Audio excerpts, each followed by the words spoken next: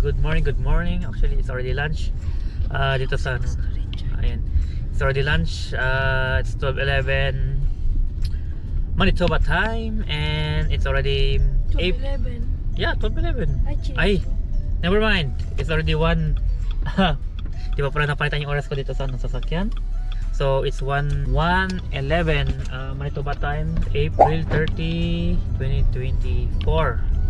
And grabe ang sarap ng weather dito sa Winnipeg ngayong araw lang. Hindi ko lang kung bukas kung kasi baka maulan the next couple weeks.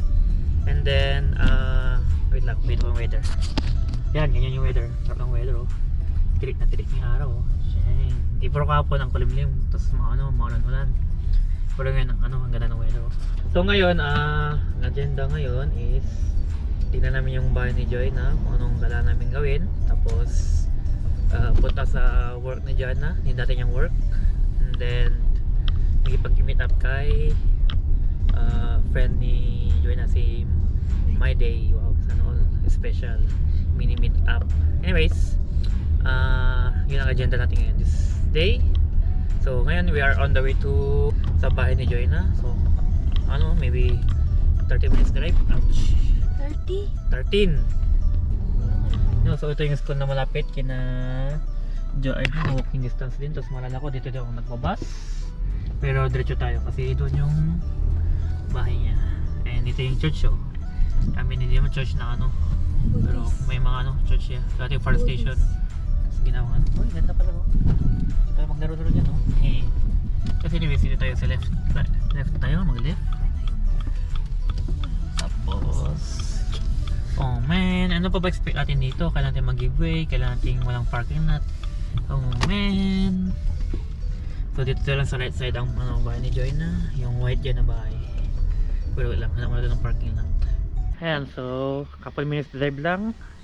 And dito lang tayo sa bahay niya. So ito yung bahay niya. Ito yung bahay ni Joy na. And then pasok tayo. So dito kami nag-park. Wait lang. Sa ko pinto niya kasi din sinara mga shoes. Pero yung isa, excited tata mo ya. Talagang buyok sa niya yung pinto. Ito malala ko dati, ito yung pinapala ko dati nung winter. Ito nga to, yung sidewalk. Hindi ko alam na hindi pala kailangan palain kasi may nagpapala. Sa amin kasi sa Alberta, kailangan palain kasi kung hindi magmumulta ka. Uy. Actually first time ko pumunta dyan sa bahay ni Joy na summer or summer. Tapos makikita mo na kung ano ang itsura sa labas talaga kasi dati cover talaga ng snow, talagang makapal, mataas, kaya hindi mo makikita itong mga bato-bato na yan nasa bilog-bilog. Tapos yan, hindi pala grass, talagang black soil, etc. Tapos ito dati, inayos ko to dati pero wala na ulit, natanggal ata ulit. Dito pala nasira ulit, inayos ko yan dati. Anyways, inayos din ito dati. Tapos yan, ito pinaka main entrance pero hindi na ginamit. Tapos nabandalize din to dati. Tapos pati sa side. Pero pasok tayo, mag-customer na tayo. May mga gamit ito. Ito yung sa likod, punta kami sa likod. Gusto ko makita yung garay kung nakabukas. So dito din ako dati nagpa-park sa likod. Yan, pwede mo park sa likod medyo manawak. Tapos pwede din mag-park dito yan ako natin nagpa-park sa side. Yung garay din yan talagang butas-butas na. Pero dito tayo bukas. Nakalak. Ito na natin ni ito kasi nawala yung susi try ko kasi tanggalin ko nga to. Tapos nag-install ko lang bagong doorknob. Yan, natin yung mga kaya gagrinder ko ata noon. Anyways, dito banda dito na ako napapark dati. Kung hindi ako makapasok dyan sa garahe, dito ako napapark dati nung hindi ko pa nabubuksan yung garahe. Naka-slide yung yung nag-i-slide tong gate na to. Yan, itong gate na to nag-i-slide siya pag ganun. Pero hindi natin i-slide siya, tsaka na dumat sa loob. Yan, so picture sa backyard. So dito ganito entrance dito sa bahay ni Joy na. So pag pasok mo, kitchen agad. May mga kalito, may mga gamit pa pala, yung gulong. Anyway, so yan, kitchen ng natin. ang pinakabungan natin. Ref, isang kwarto agad. And then, washroom. Yan, so dito ang washroom. Yan. Tapos ito is liguan. Yan, so ito yung isang kwarto. Uy, may bed pala. But anyways, ito ang tsura ng or kitchen dito. Kung ano yung dining table dati. Tapos dito yung, ano ba tayo ito? Living room? I guess. Living room. And then yung TV niya dati. Tapos, yan. Kung ano pa. Tapos isang kwarto ulit. Yan. Isang kwarto. Dito may closet. Dito bintana. Yan. Naka-window niya pa rin ito Anyways, dito tayo so dito pa yung dapat yung pinaka-main door. Diyan papuntang taas, ito sa basement. So, taas muna tayo. Iniisip ko gawin ko Ikat ko yung na yun, yung ceiling na yun. So ito sa attic. Pala ang tawag dito, attic. Yan, so, walang palang ilaw. So yan, ito yung glass table ni Joy. Gusto ko itong glass table, disassemble ko. Ito dati nag-o-opisina tapos ang ganda ng view ko. Yan, di ba? Tapos makita ko sa dati sa Joy na dilatap siya ng mga niya, katrabaho niya, sila. Tita Kati, Kuya Jose. Ganon.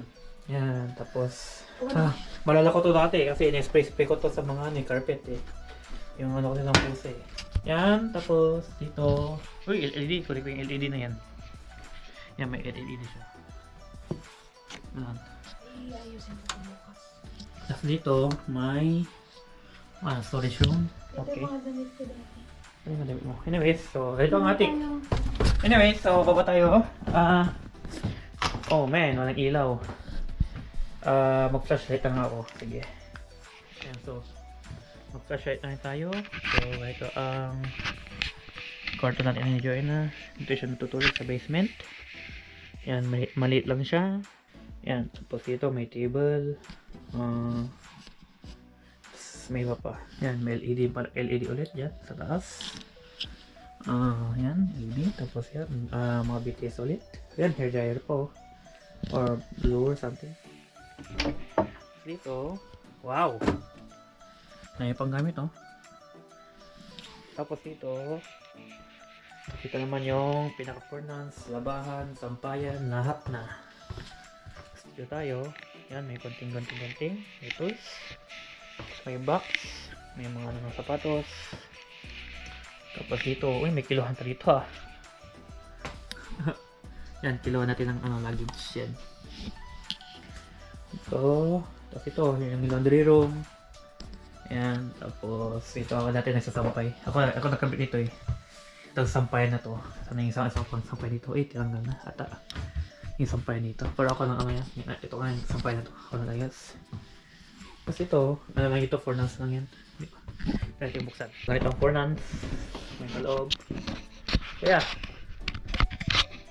ito ang bahay ni Joanna. Pero, yeah. Unang kami usap kayo, unang gagawin. May gulaw pa. Ayun, so naka-off pala yung ito, yung breaker. Tapos dito din naka-off din siya dito. So, ayan, may ilaw na tayo. So, ito pala. Take 2 tayo. Anong itsura niya? Ito na lang mag-idea kayo. Ayan, may mirror. May ito itsura yung kwarto niya dati. Enjoy na. Masigip lang, maliit. Yung table dati, office. Ito kalawak yung kwarto dito sa basement. Pero actually, ito kwarto ano na to? Storage dapat. Yan. Tapos may mayroong maliit na closet area. Lagi may bangka dito.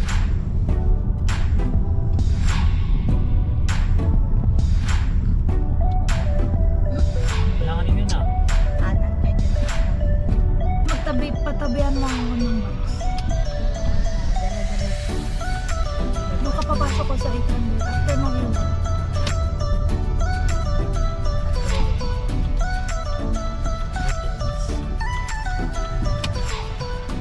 Yes po, Tagalbert na po ako.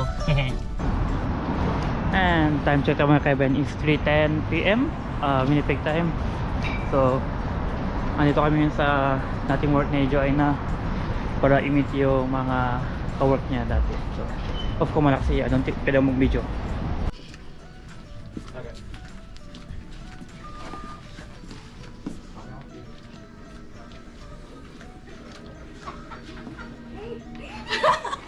Hindi mo na page. Ang bumabang mo page. Hello po! Oh my goodness, you're here! Yes! How come you don't look pregnant? Hello! Put you to work. I was going to say I'll page David to the list. Yeah. Oh my goodness. There's a bonus. What bonus?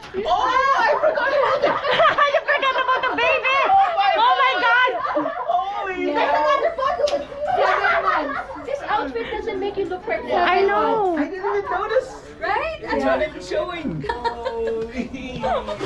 Yeah. Hey. What's up? Oh. Yeah. Seven? 7 months. Yes, we're gonna go there. Oh my gosh. On the way na po si Joanna papunta sa manager's office. Kailangan ba nakamasok ko? Hindi na. Outbreak ba? Yes.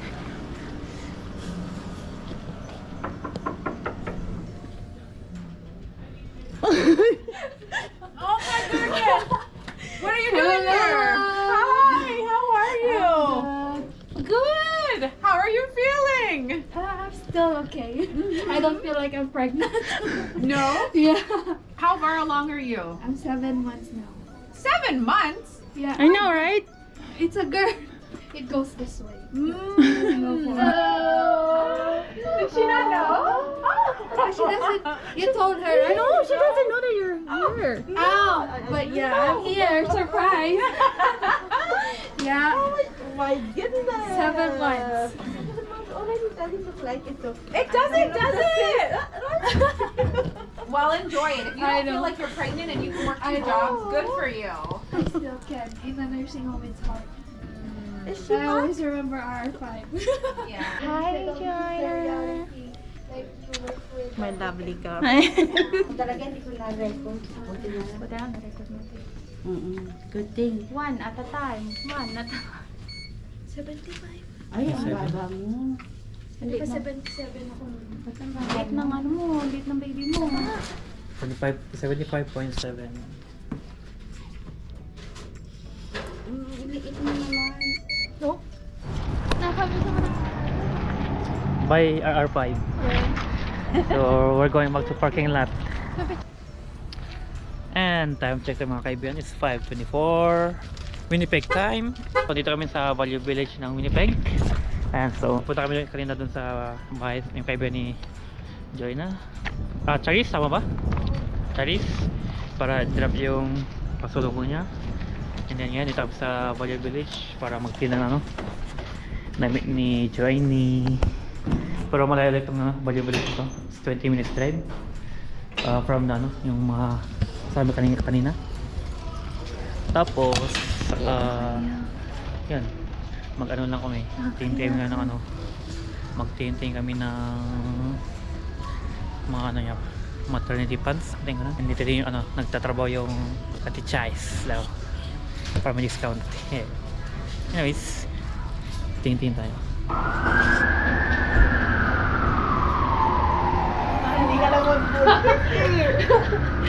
Hello. Hello, nice to meet you.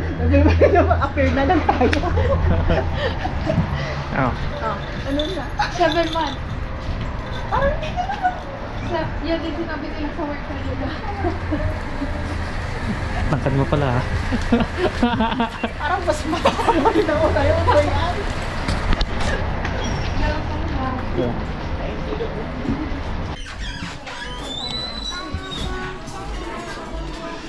Kita mga kaibigan, it's 7:15 PM. So dito kami sa sa mga Pho restaurant dito sa Winnipeg. Pagkatapos kami kanina mag-Value Village, and dito ngayon minute namin itong si My Day. So first time ko siya makita. Tapos, Kain tayo, dinner. anong ginagawa mo doon? Got pho, or inuman to pho.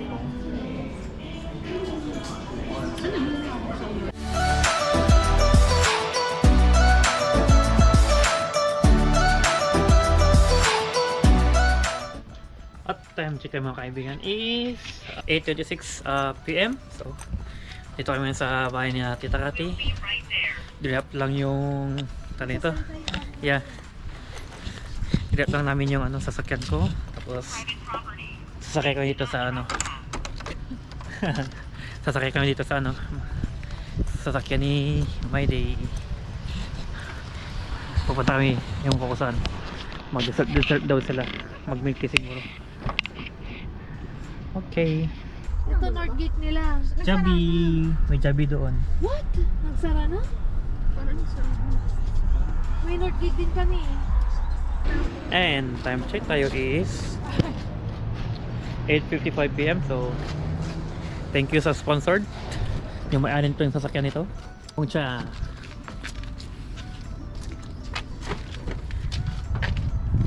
time check tayo may kaibigan is 9:14. And andito kami sa The Forks. Pero ito yung The Forks na building. Pero doon yung yung bridge na may ilaw-ilaw.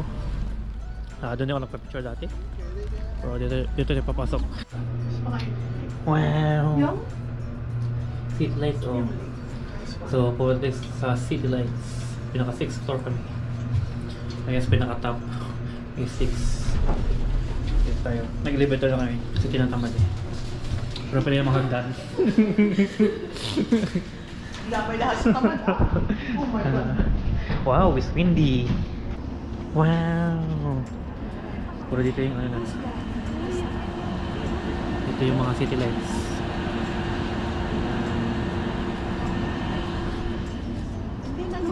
Dito. Yan, the river, the forks. Yan, ito yung mapa.